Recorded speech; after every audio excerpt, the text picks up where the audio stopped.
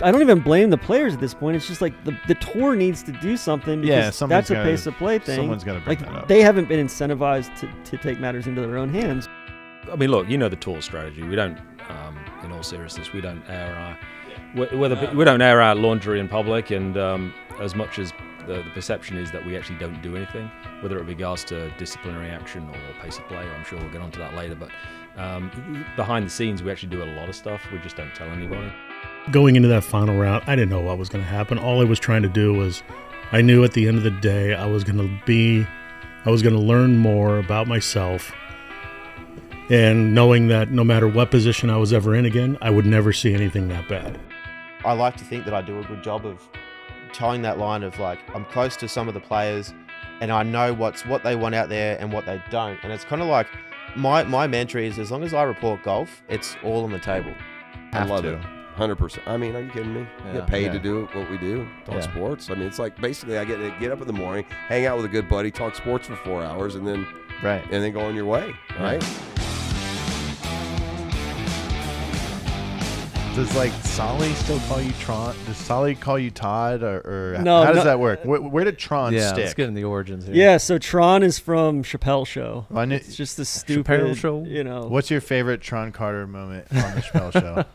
When he wins the dice game. Oh, that's so good. Bought this baby straight cash. Yeah. He's the richest man in the world. Although the Mad Real World one was pretty good. They don't want to see us work. They don't want to see us live. So, but when we started this, I had a quote unquote real job. Yeah. So I was just kind of.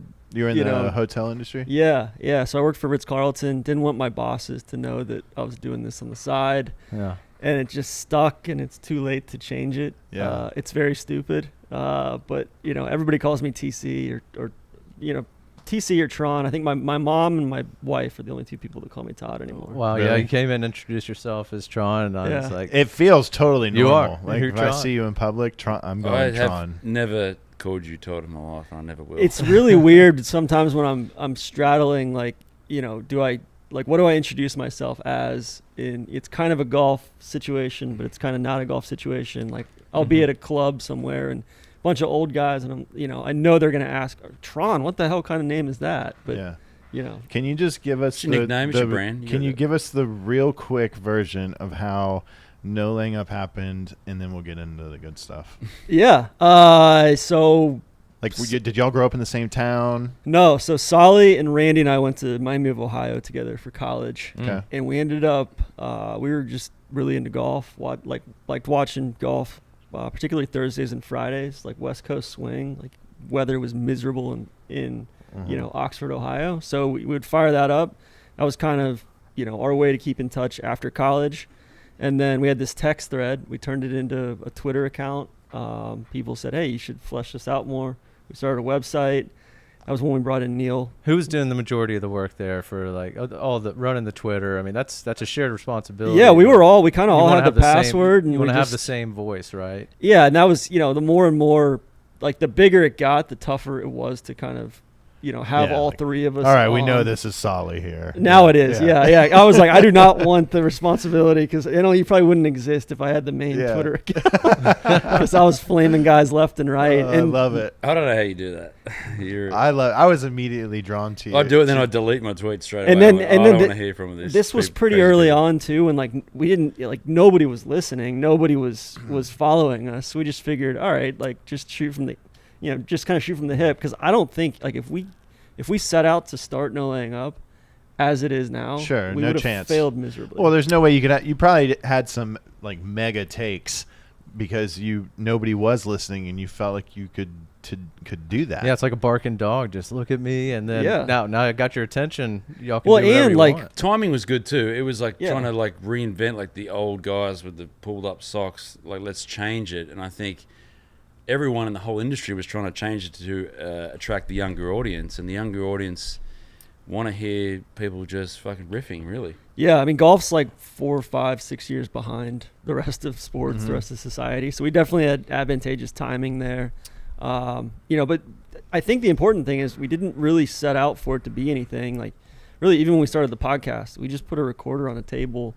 I was never really a big podcast listener, but Solly was like, hey, let's fire this up. I think the first 30 to 50 episodes no clue if anybody was listening or not, but we were listening and we were having fun doing it, and that was all that mattered. You know? You're doing it just to have fun. When if it makes money, great. If it doesn't, who gives a shit? Yeah. When did you think you could monetize this? Is there like a moment you're like, okay, we got some? Are we getting here. tipsy? Are we getting tips? Yeah, I'll take notes? all the tips I can get. I think Rory came on. That was probably the first time Rory came on and was like, "Oh, I love what you guys are doing. It's great for golf." Da da da da. That was a nice kind of boost of credibility there. Jordan came on a few times. Like we had some guests kind of, say, hey, I'm a big listener. It kind of validated it, and from there, it kind of gave us credibility with brands as well. The Walker Cup one. I had some huge duels with him. I don't know, junior, senior year. Like I won one. He was John Holmes. Yeah. I understand why he went to JB, by the way. Like I think he plays slow as shit. I mean, he's like at Farmers a few years ago. That was just mean what he did. That was cheating in my opinion. It's hard to believe that someone could have that little self-awareness, or respect for themselves or their opponents. Yeah, Mark Hensby just did a Facebook thing, which is not public; it's private, and basically just said, "I don't get it." Like I played with guy, like I don't know who he played with at the senior PGA. But he's like, if you take more than 40 seconds, how are they not penalizing? How's it crazy? How's it different from other rules? It's because I'll tell you why they're taking more time. It's not enforced. Well, it's just he's saying it needs to be enforced. It just like not a shot clock, but I don't know if you're a serial offender. Too much caddy involvement. No, I mean too much caddy involvement, the aim point stuff, but just like guys not being ready when it's their turn. Do the work. Yes, especially when you're the longest hitter. Like JB Holmes, the long hitter, he should be ready. The longest hitters are never ready. So I swear, I played with JB Holmes the first week he was slow. It was senior year, Caves Valley, the final event, the NCAA. He had just seen Rotella. And I don't know, I'm not bagging Rotella. But apparently Rotella said something like, don't hit a shot till you're ready. Well, fuck me. I was a crazy person. As you know, like Spencer Levine was sort of run the same way on the course. Yeah. So one time Mays, my coach, and I was playing pretty good, top 10 or something, and he took 2 minutes and 4 seconds to hit. I was timing him. I brought a watch with me day 2 God. to hit a 5-footer in the rain, and then he missed it. And I was like, stomping my feet. I got nothing against JB. He's a nice guy. He smells too. He doesn't wear deodorant. You must see my toes. Yeah. But that was the first week, and then he's continued it on. Like he's had success. He won his 4th ever tour event. He won Phoenix. The guy's a talent. He's a superstar. But something's going on when you try and play as someone else and then use the handicap for the Calcutta and take money. How do you sleep? That goes into, I think, more than sociopath. I read a little bit. Level. I read a little bit about it. He said it said that he used that because he used the fake name because they didn't want the team to get bid up during the Calcutta. I guess. I don't know if there's money on the line, you can't. You've got to who you are. You got to disclose you're a good golfer. You get pulled out on the putting green. You do that at another course. I mean, that's how you get your ass. How do you not recognize? That's like the fish and weights and fish. Exactly. Same thing. Exactly. Like, what the hell? The more you can label we slow got a play, pro golfer over here. I just think the more you can label it, as you said, as a cheater. Yeah. I mean, you don't want that stain. Especially when it's that malicious and it's a problem, your competitors know it's a problem, the tour knows it's a problem, and still you choose to do nothing about it and the tour chooses to do nothing about it. We know Matt's brought it up a few times to a certain probably every rules official. Just slow play in general on the tour is by far the most selfish thing you can do is be a slow player. And then all the excuses of, it's slow anyway out there. Well, you know what, man, we got to start somewhere. Yeah. There is only one thing and one thing ever that causes slow play. It's not slow well, fast greens a little bit, but 98% is slow players.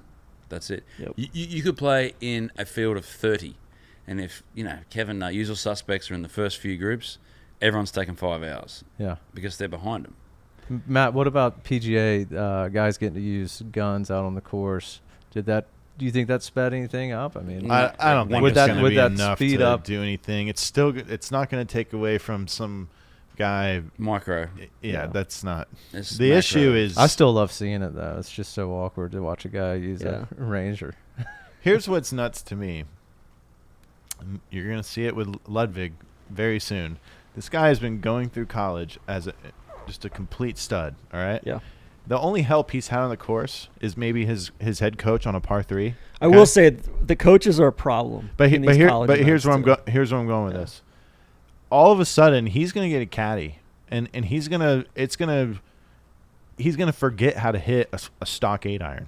He's going to need someone to tell him this is an 8-iron, and that's fucking nuts to me, dude. It's like, what? Yeah, I agree. The caddy should come in on you're like the best situation. You're the elite of the elite. Like, this is what got you here. Nobody knows you better than you, and you're going to need some other guy's approval on. Are you sure you want to hit driver here? I think it could be a 4-iron. It blows my mind, but that's a huge problem in the game right now. It's over-involved, and you see it with some of the elite players.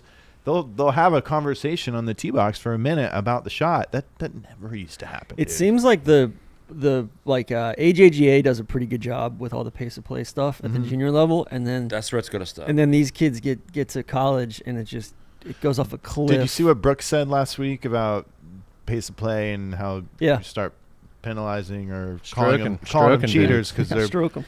Yeah, that was my go-to move for years, dude. Was just calling officials and telling them the group in front of me was cheating. Getting back to the announcing, Brando, real quick with Nobilo. I know we moved way past that. I feel like Frank Nobilo is being extremely underutilized. Absolutely. That guy does not. He belongs in the studio. I wish he would put himself out there a little bit more. He's so good when he opens his mouth. Yeah, so good. Well, did they lose a lot of that? I don't know, not the talent, but the lifestyle, moving out of Orlando up to New England. Well, that wasn't CBS. That's Golf Channel, right? And, but like they would do that all in studio in Orlando, and you got a ton of tour pros. Oh, okay. We're talking about Nobilo would come into studio a lot more. I'm also talking about like on set, like when they're at the majors, after with like Duval, Nobilo, and Chambly. Get Duval in there. Those three were great together. I think they did lose some of the soul of Golf Channel moving out for sure. Like it's the same people now cutting highlights for hockey that are cutting highlights for golf. Right. It's like they're not golfers. And Golf Channel, like the lack of programming just in general that they do is insane. Like they're what do you do if they approach you guys to run like your series where you're in Australia or Scotland? They have approached us and we said no. Like we're not interested. Like it's just like I'm sure there's some coin there though. It's like square peg round hole though, you know, and it's like legacy media, like legacy TV is just not where we're at with that. You're selling out. But like we had a blast doing the ESPN Plus stuff. Yeah, a couple weeks ago. Like, that was perfect for you guys. And it's like I don't want to do the 4 to 6 p.m. window on Saturday or Sunday afternoon when the golf is like really meaningful and good. Like I'd love, like I like doing the early round stuff or the 10 a.m. to 1 p.m. like coffee golf stuff. Yeah. Well, you need a bit of fun. Yeah, exactly. Stream 4. Question for you, Plus. Going back to not to hijack this, going back to the pace of play stuff. Something else that pisses me off a lot on the tour is all these guys. Every time somebody has any sort of ruling, they don't have the balls to do it themselves. Official. Like it's unbelievable. It's crazy to me. Whereas like Rory like had a simple thing from like a drain and took the relief himself and everything. It's so few and far between how many guys will actually do the ruling themselves, even if it's cut and dry. It's like nobody will. I think it should be like a challenge flag in football. Like you get one ruling a day or 2 rulings a day, and you like learn the fucking rules. So I'm following That's a good point. JT and Matt. JT posted in Max Homo Sunday. I don't know the rules. So at PGA, JT hits it against the bleacher.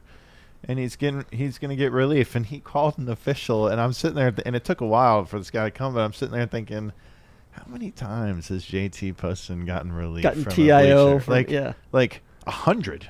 I mean, maybe more. I mean, you everyone. They're just scared of getting a penalty because someone calls in or someone's like, oh, blah blah blah. Like it's. And I don't even blame the players at this point. It's just like the tour needs to do something because that's a pace of play thing. Someone's got to bring that up. They haven't been incentivized to take matters into their own hands. But should there be a rules quiz at the start of the year? 100%. Just a little more power given to the other player in the group when that situation arises. Like, hey, this count on him as your rules official. Just accountability. Hey, that's what they should do. If someone like be a professional. No one's going to goes right into the owning your game and not needing someone to tell you how to do things. It's just a no caddy event would be fascinating too. I mean, look, the tour strategy. We don't in all seriousness, we don't air our we don't air our laundry in public, and as much as the perception is that we actually don't do anything, whether it regards to disciplinary action or pace of play. I'm sure we'll get onto that later, but behind the scenes, we actually do a lot of stuff. We just don't tell anybody. And fines is one of those sort of secretive committees that, whereas all know that the committee, who are the boots on the ground and essentially the sort of the police force to uphold the not only the integrity of the game but also from a disciplinary standpoint, that once that's submitted to the higher ups, if you want to call them that, what happens after that in terms of the levels of fines, et cetera, that's not something that's ever really passed on to us. But internally, there's got to be an order of merit. Like, Matt may go from number 4 to number 3 this week. I wouldn't say that. I mean, look, we know who the constant offenders are, whether it be just poor choice of language at the wrong time, and obviously club abuse is fairly prevalent, but unfortunately now with technology and media streams just being more prevalent than they've ever been within our sport, it's really, really difficult now for a player to get away with stuff. 100%. You're done if you do something bad out there. Somebody's going to... The ShotLink cameras are running 24/7. And basically what we do, the ESPN Plus, if you have an offence on a par 3, you're done because the cameras are on all day on a par 3. Yeah, got to pick your spots out there. How is that addressed? Like if it's is it reported, or they go back through the film and you get fined retroactively? Is it on the spot? Yeah, I mean, I think it's fair to say that we're always monitoring the broadcast. When we say we, there's various different constituents across various different groups, whether it be rules and competitions or our own broadcasting teams they're looking at other things and they're satisfying other obligations to whether our commercial partners. So a lot of the stuff is picked up there in the moment and then is passed on to our to our disciplinary teams, and they'll work with the player, as Matt can attest to. Yeah, they do. And I think generally speaking, they're fair. They're always warranted. Yeah, and I think that's where I'd say the rules officials are more inclined to let something slide than like a volunteer. If they report it, something has to happen. But if the rules official, I'm not speak for you, but if you reported everything you heard, there'd be 25 fines a day, every day. More than that. And I think this is where there's a fine line, and it doesn't. Matt's yelled at me and used various different types of language to me. If he does it in the right forum, it doesn't. As a referee, it doesn't bother me at all. I love it. But in the same breath, if you do it in front of volunteers or some there's witnesses, the crowd, then there comes a point in time where we're just going to have to nip it in the bud and we'll take it in a different direction. And there'll be a lot of situations where I'll see a player do something on course, rightly or wrongly, that potentially could be written up. And obviously with the size of the teams that these players have now, with agents, etc., and it's often more impactful for us to address the player head on. Yes. And actually speak to him after the round and say, look, I could have easily written you on this one, but I've chosen not to. This is your warning.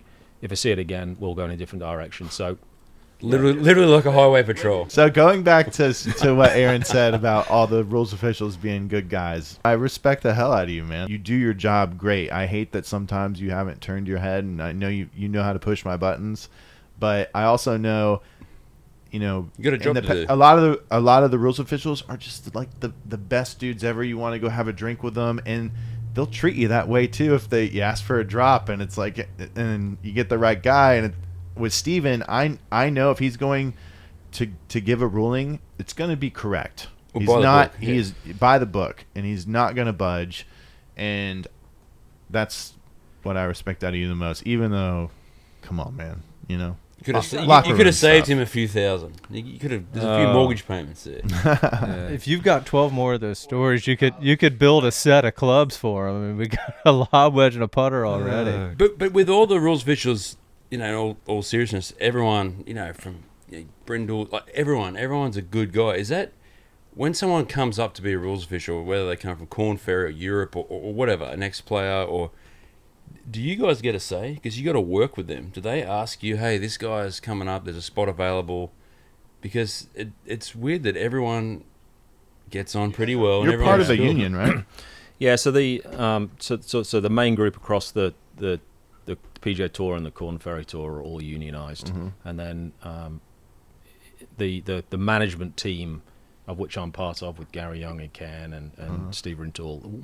As soon as we moved into that managerial role, then you do need to step aside from the union. But in terms of your question on staffing, clearly we value that team element. It's finding the right person. There are a lot of people out there who are good technical or theoretical rules people, but it's about how do you manage it in the field, and that's how you go about communicating with players, and that's really important to us. So getting the right fit on the PGA Tour is really, really important. Yeah, because you're dealing with a lot of egos. Let's be honest, tons of egos, and if I feel like if a rules official had an ego, it probably wouldn't work too well. No. And look, and the misconception is certainly from a few players that we're dealing with more often, whether it be certainly Matt in his early career, which felt like we as a committee have got something against him.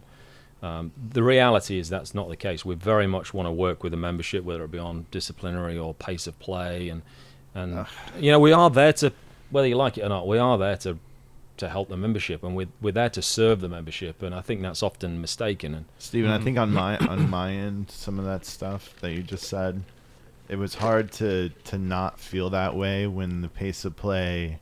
I mean, there isn't a more selfish act for a professional golfer than to be slow deliberately and slow, not do anything about it.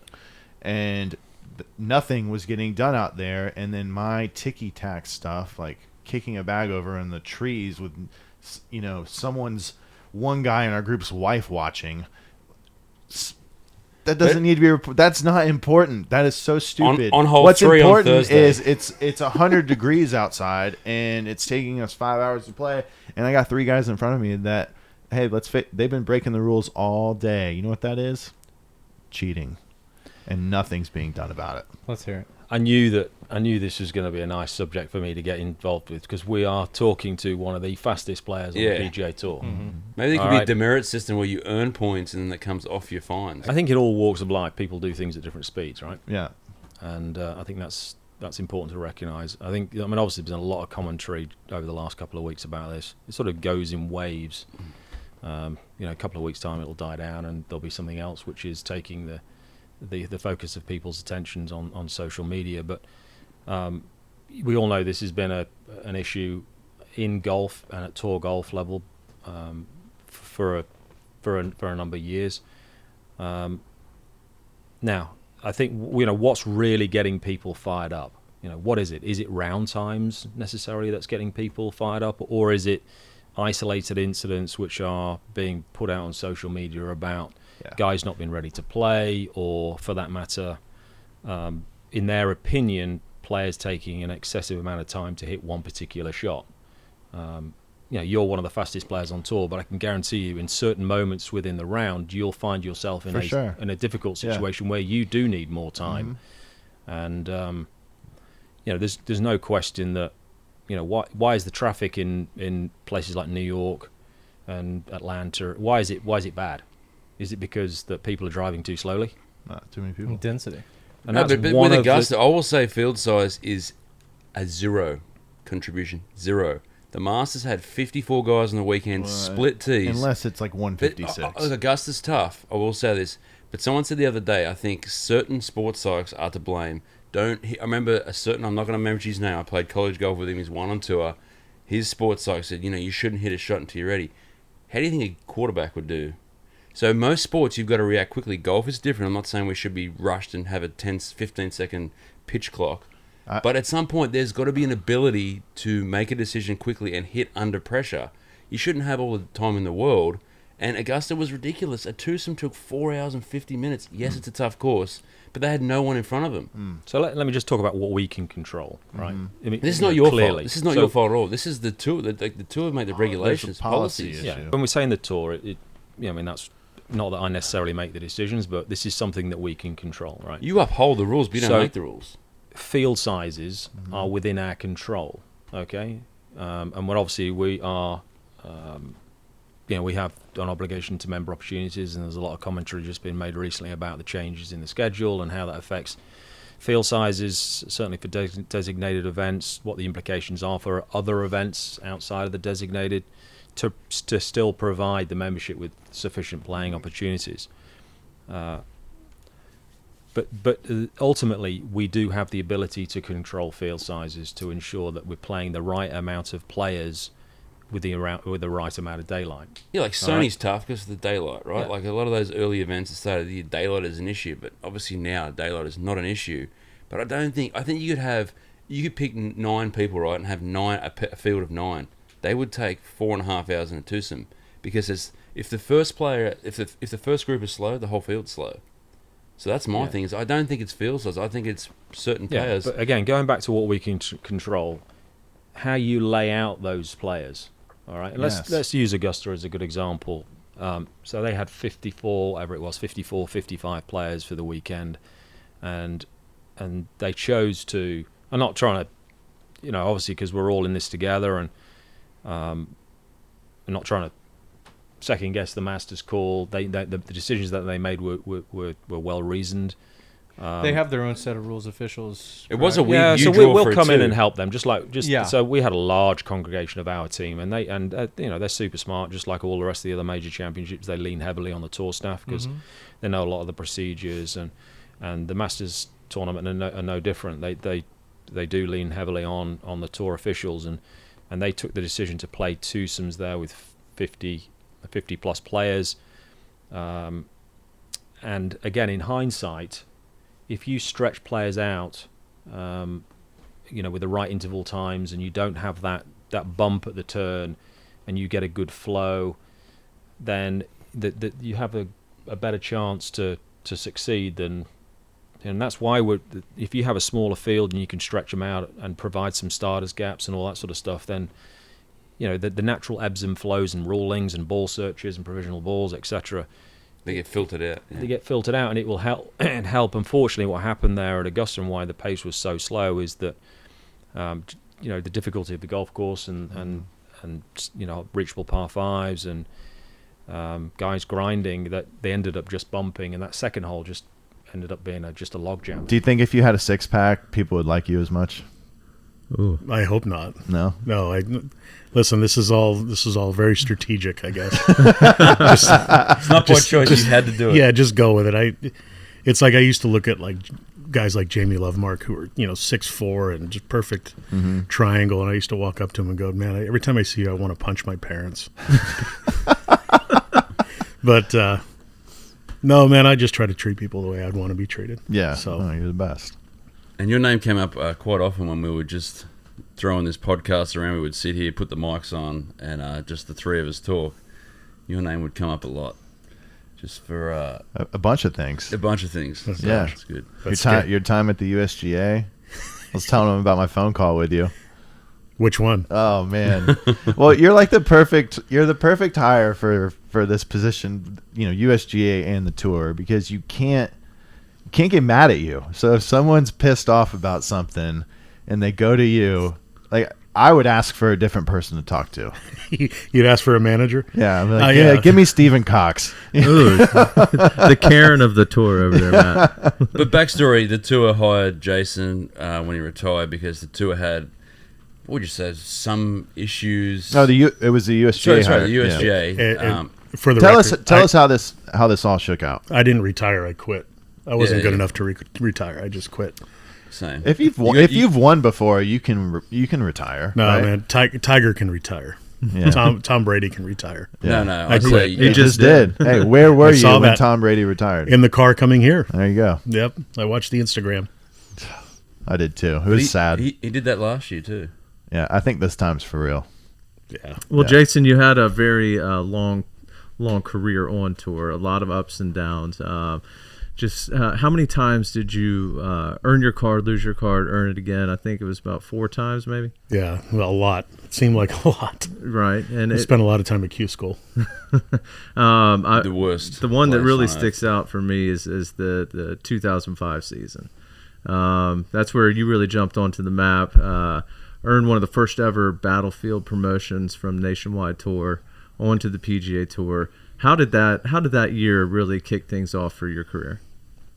Man, I honestly, I don't even know. It was, I mean, it really defined my entire career. I mean, that's basically what it was. But it really kind of goes back to U.S. Open qualifying. My caddy, Lewis Puller, we were playing at East Lake, and we were playing in a Corn Ferry Tour event or Web Dog. I don't even know what it was. I think it was Nationwide Tour back then. And I had like 7 holes to go, and I was like 3 or 4 off the cut. And I'm like, dude, we're just going to go back to Chattanooga. We were driving. And he goes, no, you got to come back and finish off what you started. And I come back and I birdied like 5 out of my last 7 holes to make it into the U.S. Open, which was now Pinehurst. Mm-hmm. And the next thing I know, I'm in the final group at Pinehurst and shot my temperature on Sunday. But, it just really gave me the confidence to know, like, going into that final round, I didn't know what was going to happen. All I was trying to do was, I knew at the end of the day I was going to learn more about myself, and knowing that no matter what position I was ever in again, I would never see anything that bad. Did you know that Pinehurst? You were leading after several second round. I was in second place going into the last. Okay, day. but on you were leading after the second round, right? Yeah, it was on cut day. I think so. Yeah. On cut day, Matty Every was in there as an amateur, and needed you to. What did he need, Matt? I just needed you not to birdie number 9, because you were finishing on 9, and if you birdied, I would have been 11. It was a 10-shot rule then. And if you had birdied, it would have knocked me out. But I think you hit it in the front bunker and then got up and down. Yeah, I think I hit a stupid good bunker shot. You did. It scared it. Yeah. Yeah. Underrated par 3 in world golf. Oh, so good. I think it's, do you think we'll get back to you. Do you think Pinehurst is better now or back then? I was a fan of it back then, but that was probably purely just personal. That was a golf course. It was all you wanted, and like now it's kind of luck and, luck of the draw a little bit by hitting in the rough, but there was no luck of the draw. You knew you weren't getting a good lie in that rough. Right. So many guys are so talented, and it's such a fine line between winning PGA Tour events and not even playing on the PGA Tour. Yeah, I mean, I obviously wouldn't have been at Pinehurst, so who knows if I would have played well or not. I mean, the cool part about the U.S. Open, and I've said this a bunch, and this is one of the things I've stressed at the USGA. It's like we all got buddies who have made it to one U.S. Open, and it defines their career. Mm-hmm. Like I got a friend from Hamilton Farm. It's like he didn't have a very successful pro career at all, but his introduction is this is Pat Wilson, who's played in the 2015 U.S. Open. Yeah, and all of a sudden it just like adds so much to your career, and I kept kind of telling them like, listen, to Tiger and a U.S. Open is just another week, and we laugh about it and say, no, it's not, but it really is to them, right? I mean, they prepare a little bit more, but there's certain things that it gives you identity. Exactly, like it's a career achievement, and so like you have to take care of those guys that might never be there again, and this is an important thing, and that was like my thing at the USGA was I wanted them to walk into the U.S. Open and know that no matter what they've ever done in their life, they've achieved something. Yeah. I wanted them to see the kind of the bigness of like walking in and their eyes going super big, and I thought that was important. Yeah. I've never thought of it that way, but I like that. But that's why it's the Open, not the cliche word. But yeah. I always tell my buddies that, that try to qualify that it's like, okay, now what happens if you get in? Like, so what? Now what? What happens if you just sneak in there? Right. It's just another week. Yeah, right. Yeah, right. But, like, you never know what happens. I mean, I'm living proof of you never know. I mean, I don't know. You're a stud, dude. You just had a Battlefield promotion that year. That came after. That was after. The confidence came. Didn't you win one before that? No? No, I don't think I won enough to pay for the gas to get there. Jeez. How many US Opens did you play, Matt? I don't know. 4, maybe? It's like Cam Smith. I don't know. Yeah. Even I played a couple. Crazy. I know, right? 0. But it is cool. I played on the tour for 10 minutes, but I think I would view myself differently if I never played a major, and that was the only one I played. I played 2. So at least I can say I played. Actually, I led a major at a 2016 Open when I did birdie the first. I was in the first group. Playing with Denny McCarthy and I birdie the first, so I was leading. So what is different about your role with the tour now versus the USGA? It's very different. I'm going to try to bully my way into helping with the Players Championship just because I love it. I don't think there's a problem, but just I love being out there. I love looking at it. I love trying to figure it out. But I think I'm more of just the guy that's banging my fist on the table for the players. Like I'm representing the players. There's been a lot of stuff going on, as you know, but I think we got it to a great place. But I think I'm just kind of that guy that's going to sit around and say that's not what they want. Can you share with us? They need that. Some of the main things guys are coming up to you about. I think there's a little bit of how do I say this? Like a disagreement between the top 50 and the rest of the players. So we're trying to come up with tours. It is, but it isn't. Like listen, we all know that if you're in the top, if you're not in the top 50, you know that these guys deserve. Yeah. Like we can totally accept that, right? If you're 95th on the money list, you're not going, well, why am I not getting this? Because Rory's getting it. Why am I like? You understand. I feel like 95% of the players understand. They understand. Yeah, some don't. You understand that. Some don't. Some of those questions in the player meetings, it's like, oh, dude, like you just. There's been some a little self-awareness here. Yeah, it's just not the way it works, right? Like, I could bring a few up, and I was only at a couple. So, anyway, like that's. I'm going to change the subject real quick. Yeah. Talking about work here, but I think. We'll get it right.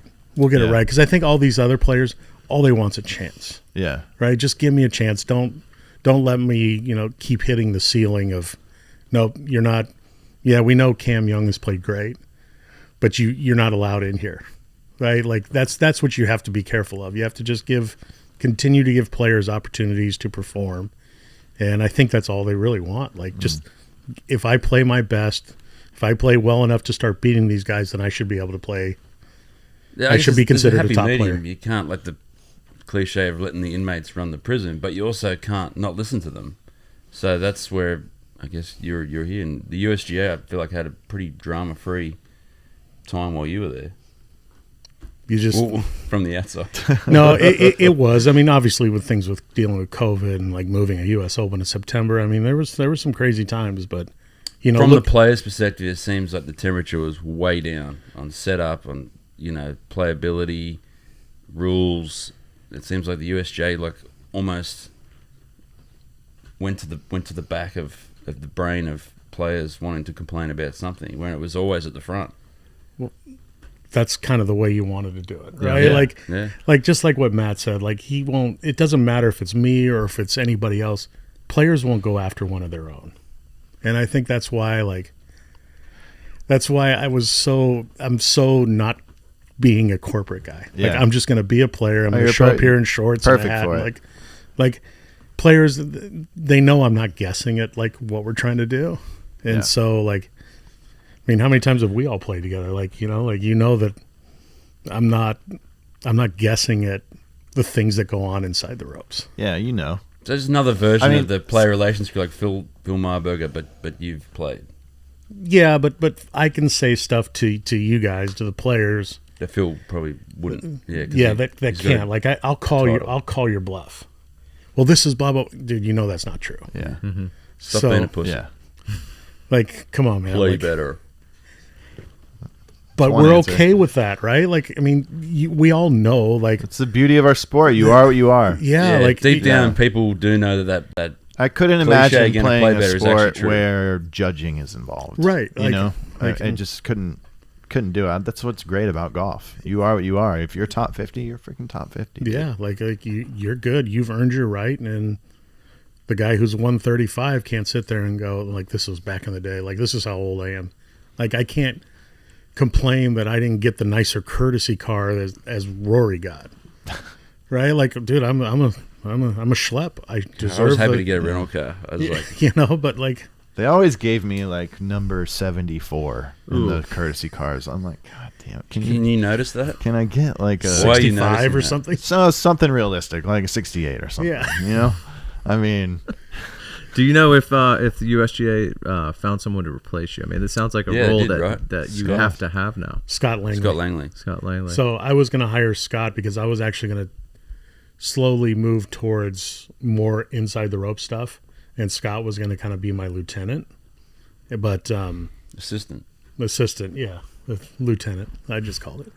But that process was in the works for a long time, and then Jay called, and it was a tough decision. But like this is what better I weather. know. Yeah, it was much better taxes for sure. But this is what I know, right? Like I mean, we all know. We know the tour. Yeah.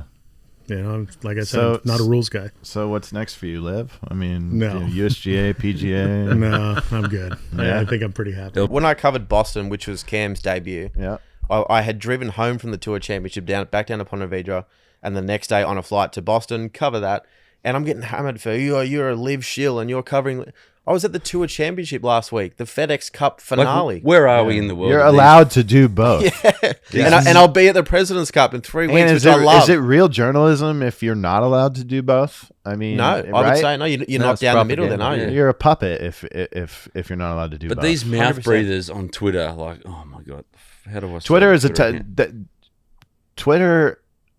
For me, is like the worst ever. It's like the trailer park of the world. It is the worst ever. It's got to go, man. That and AI. Let's get AI. It's the bottom of the barrel, of opinions. In well, there's just anyone can have one, and it might not be like it's a platform for people who probably shouldn't have a platform. All right. Do you think journalism is slightly changing in the fact that you're 33, you're youngish for having the responsibilities you have, and you got the Dan Rappaport's young guys, where back when I was playing, Andrew Both was the guy that would interview all the Australians, and no one wanted to talk to him because Jeff Ogilvy or Adam Scott would say one thing and he'd print the bad thing, right? Whereas you have privy to a lot of information of these guys. You become, you would say, friends with them, and there's off the record, on the record, and you play that line to me perfectly. Do you think that that's why journalism is becoming younger? Because people like you and maybe Rappaport or there's Dylan, whatever his name is, they are getting close to the players, but they also know where the line is drawn to like be printed and not be printed. I like to think that I do a good job of towing that line of like, I'm close to some of the players and I know what they want out there and what they don't. And it's kind of like, my mantra is, as long as I report golf, it's all on the table. You know, because like if you throw a club or break a club or do something on the course, whether it's good or bad, that is fair game to me because that is in the work environment and that's on TV anyway, basically. Like but like if you told me something about your personal life back at home, that's right. To me, that's not fair game. Right. If you're sipping out of the claret jug and someone farts or something, you're not going to report it. But and also too, I felt the younger journalists like Rappaport did, like you did the chasing majors thing in COVID when there wasn't much shit going on. This is a podcast backup on that. A podcast series where, you know, it was 12 episodes. 13, yeah. 13 episodes with Steve Williams talking about, you know, his life with Tiger Woods. And then that guy. One He's of them, great. I haven't listened to all of them, but you had Adam Scott on and you were telling me like Adam was just into this podcast. Really? He was reliving his win with Steve Williams on the bag at Augusta. Speaking of Augusta, so the journalists go into a draw to play Augusta, right? Yeah. Have you ever got your name pulled? I got drawn out my first year. Did you really? Mate. How many people hate Come you on. for that? A lot. Really? Me. Can you feel it? I can feel the hatred, I have haters. I love No, that. I don't at all. I might become, if we're journalists and we go, do we get put in the draw? Can we get a press pass? For Full credit to Augusta. They really look after that. They've always treated the press really well because they recognize that the press really built the hype of the Masters. Yeah. The history of the Masters is like basically baseball writers going down to spring training and then driving back up east and they had something to cover along the way, which is South Georgia, and they're on trains. Yeah, what's that? They were taking trains back to New York from spring training, and it was like, hey, let's stop off in Augusta and cover this new thing that Bobby Jones has got off the ground. So it's amazing, and as a journalist to be able to play the course, like if you're lucky enough to get drawn out, they literally treat you like a member for the day. That's their mantra. We're going to treat you like a member for the day. So you get exactly an hour from the time you get on the property to the time you tee off, and you can do whatever you want in that hour. You can hit balls in the range. You can go to the pro shop and get Augusta National merchandise. You can go to the Crow's Nest, the Champions. It's got to be the pre-game dump, but you probably want to do it before the hour because you want to utilize that hour. You don't want to waste 10 minutes of a pre-gamer. But you know what's funny is you need to have the coffee a little earlier before that round. It usually throws your travel plans in disarray because you've got a flight booked and then all of a sudden you're getting like an 11 a.m. tee time and you're not going to make your flight in Atlanta. So you'll figure it out. I got an Uber. An Uber drove up Magnolia Lane and picked me up with my golf travel bag, and I felt like this big because I'm at the most exclusive course in the world. I'm getting picked up by an Uber, but I was like, you know what? Who gives a fuck? I just they let an Uber down Magnolia Lane. Yep. Wow. That's awesome. You should have. You what a drive for the Uber driver? Are you kidding me? Like, I'll take that one. You wouldn't even need to tip him after that. That's his tip. It was an amazing day though. It was just so cool. What did you keep score? I did. Yeah, I shot 88, which is like I'm a 7 handicap, but I was blading chips all over. Who'd you play with?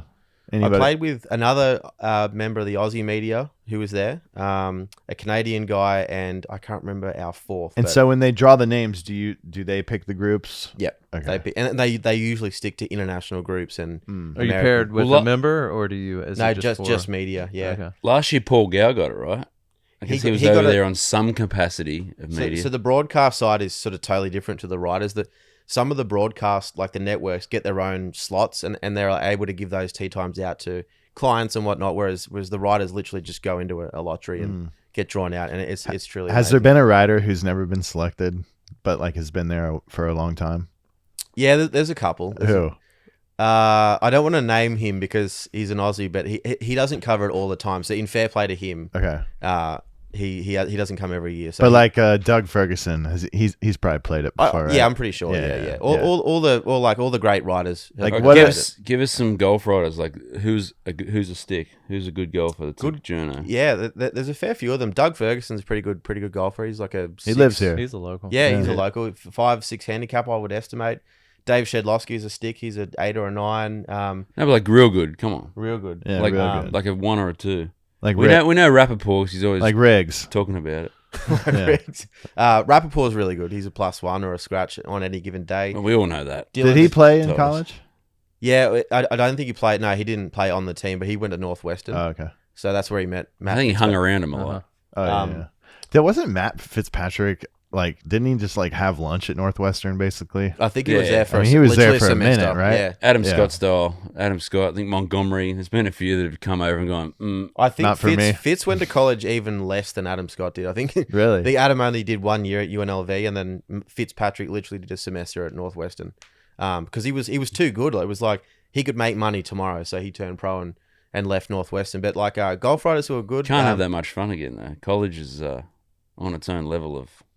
Dylan DeChair for golf.com was literally a pro. Yeah. I think he had a card on the Canadian tour for 12 months. Didn't keep it, but he can play. He can still play. And there's a bunch of scratch riders, but they're kind of all in the background. Some of the equipment guys are really good golfers. I know Jonathan Wall from golf.com is a really good golfer. Oh, yeah. He might have shot like 76 or something at Augusta when he got drawn out. Are you playing the back tees?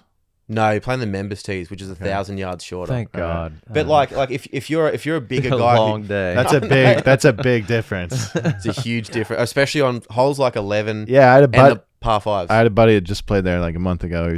He was sending pics. I was like, you better put your fucking phone away, buddy. But I got an Australian buddy coming from my club to play this Sunday. He said it sucked because they made him play the members tees. And he's like, every hole we were hitting lob wedge into. Yeah, I was like, that's not the real experience. Go beat it up. It's the shots like so 11. You want to have like a long iron or a 7 because your idols have hit 7 and 6 under that, and then 13 and 15. If you hit a good drive away and it's a firm day, you're having pitching wedge into 13 and 15. Yeah. I had 147 yards into 15. Not that anyone cares about the way I play golf, but I had 147 yards into 15. I was like, kind of want to hit like a 6 iron from the top of the hill. Yeah, can I go backwards? Take a drive. You should have hit a wedge backwards. Yeah, exactly. So what day will you go up to Augusta? I'll go up to Augusta on Saturday, so the Saturday before the Masters. Sunday is always a really good day at Augusta because you get the drive, pitch, and putt, and there's normally some cool stories that come out of that. There was a foster girl that won her age division and then the past champions hand out the awards. So you get some time with Nick Faldo and Bubba and some other guys, and you get like a nice Sunday story to kick the week off. And it's one of those places you want to get there as early as you can. Yeah, You're sure. You're just pumped to get there. You got the Anwa up there right now. Are there any Aussies in the field, or any reason to get up there and cover that? There are 2 Aussies. I wasn't assigned to cover that tournament. We've got a guy there, Todd Leonard, who's a fantastic golf writer from California. He's covering that tournament. There are 2 Aussies. There's a girl who was born in Malaysia but raised in Melbourne, Jeneth Wong. She's technically Aussie. Did she make the cut? I don't know. Yeah, I'm not sure. I was at Live and sort of like was zeroed in on Live for a few days, and Justice Bozio, she's a really good amateur as well from Australia. So we had this discussion yesterday at lunch. So their deal is they play 2 courses that are not, or I guess 1 course, Championship Retreat. Yeah, Championship for 2 days, and then there's like, what is it, top 30? Yeah, top 30 advance. Yep. Then they get to play Augusta, but they all get to play a practice round at Augusta. Yeah. I think it should be. Listen, you got to slam your trunk and get out of here. It's top 30 or bust. Like that's like part of the deal. Practice round. Yes. Yeah. You know. It identifies like the next stars of the LPGA Tour, maybe even earlier than you would have been exposed to them. Mm-hmm. I covered the first one. I covered the 2019 Women's Amateur, and just watching Kupcho go down the stretch with Maria Farsi, that was like one of the coolest days I've had watching and covering golf, because they were hitting hybrids in the 13. It was like they were just going toe to toe.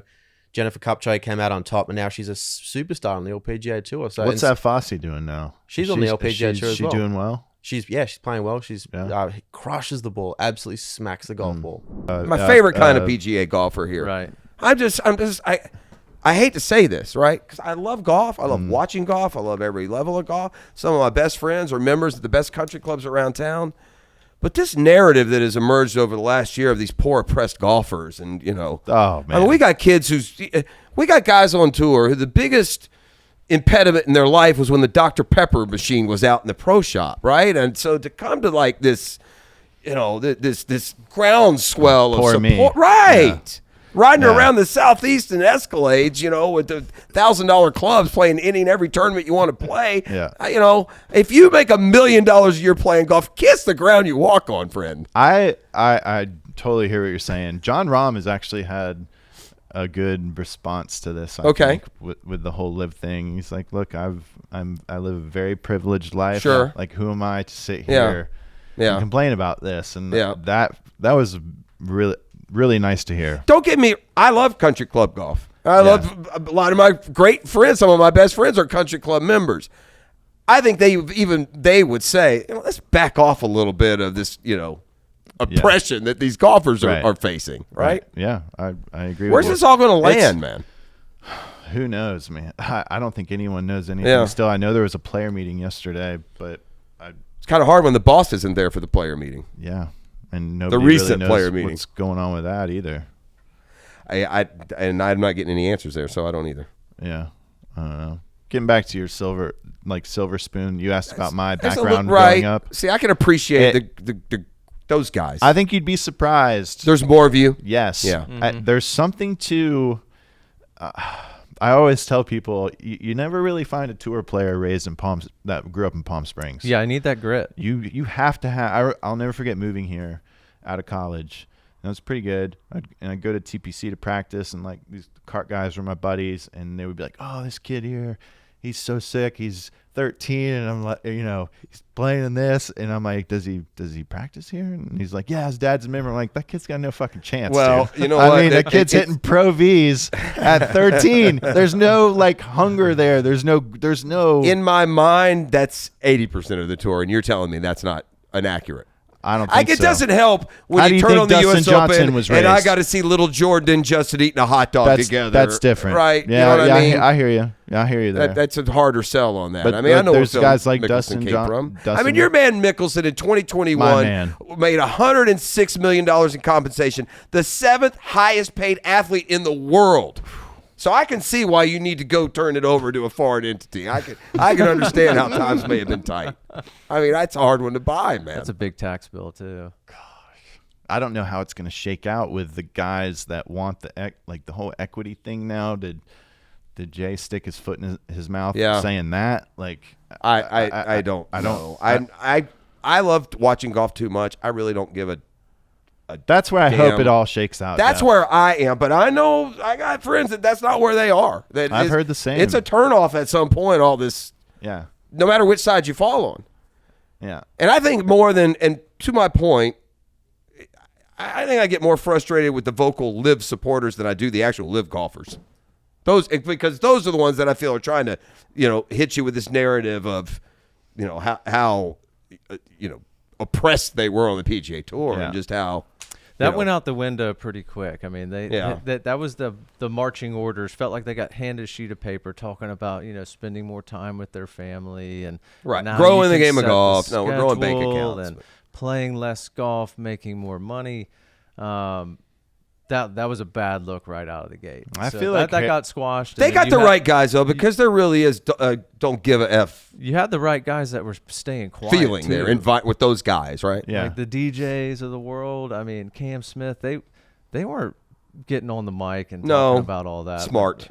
Smart moves on both of their ends. Yeah, and there's more. And Varner to take the honest approach. Yes. I'll never get this kind of money. This is life changing for me. So it's wish like, it was. And you can take him serious. Still. Yeah, and that's fine. You can, sure. It's like who was it? Jason Giambi, who admitted to doing steroids, and like everybody was like, well, "Thank God for saying it." Yeah. Okay, you're good. Yeah. All right. Yeah. I like it. Just don't lie to me. You love it though too. You have love to. It. 100%. I mean, are you kidding me? Yeah. Get paid to do what we do, talk sports. I mean, it's like basically I get up in the morning, hang out with a good buddy, talk sports for 4 hours, and then go on your way. Right? Yeah. I mean, that's what most people do for fun in the bar, at the club, or wherever when they get off of work. Yeah. And so to have that I'm not big into the platform, or the message, or the influence. Right. I'm just into doing what we do. You're in for the hang. I'm in for the hang. Yeah. Mm-hmm. And I look. Hot takes and a hang. We're competitive like anyone else. You like to do something that people enjoy, and certainly you get a lot of, validation is probably not the right word, but there's a lot of pleasure that comes from people enjoying what you do. So we've tried to bring that attitude to it since we started doing sports radio probably 20 years ago now. We've been at 1010 for maybe 16. Who's your favorite? This is going to only hit the locals, but who's your favorite call-in guest like over the years that is a regular that calls in? What has happened to Matt Every? No. I was Joe Yu. I know. Yeah. It's clearly Joe Yu. Tell me it's Joe Yu. I think it. I love that shtick, that back and forth. 100%. Get him out of here. Hang up. Joe would be. Listen, here's what has happened to the show. And when we first started, sports, it was 90s sports radio. Okay, Bill from the Beaches joins us. Bill, what do you think about the Gators quarterback change? And then the idea, which first comes from managers, like, hey guys, man. I mean, I'm not trying to fluff you here, but nobody's calling in to cares what Joe at the Beaches thinks. They're listening to the show because they want to know what you guys think. Yeah. Well, that's like that's not how we interpret what we're doing, right? Yeah. And so what has happened, the point of bringing that up is what has happened is we kind of went away from taking generic calls. Now, if there's like a percolating issue, right, there's something, then we'll have a day where we do that. So what has happened now is regular callers to the show aren't really regular callers anymore. They're characters. Yeah. Joe Yu is a character. It's like Feinbaum. Mr. Tennessee is a character. Ox Gator is a character. Skinny Bastard is a character, right? So, if there's probably a Rushmore, and probably any three of those four could rotate at one time. But I appreciate Joe for this. We can go at it, almost like Hicken and I can at times. Yeah. And it can get loud and it can sound hateful, and then it's, the next no day big deal. he Not calls even in, he's fine. Yeah. Right.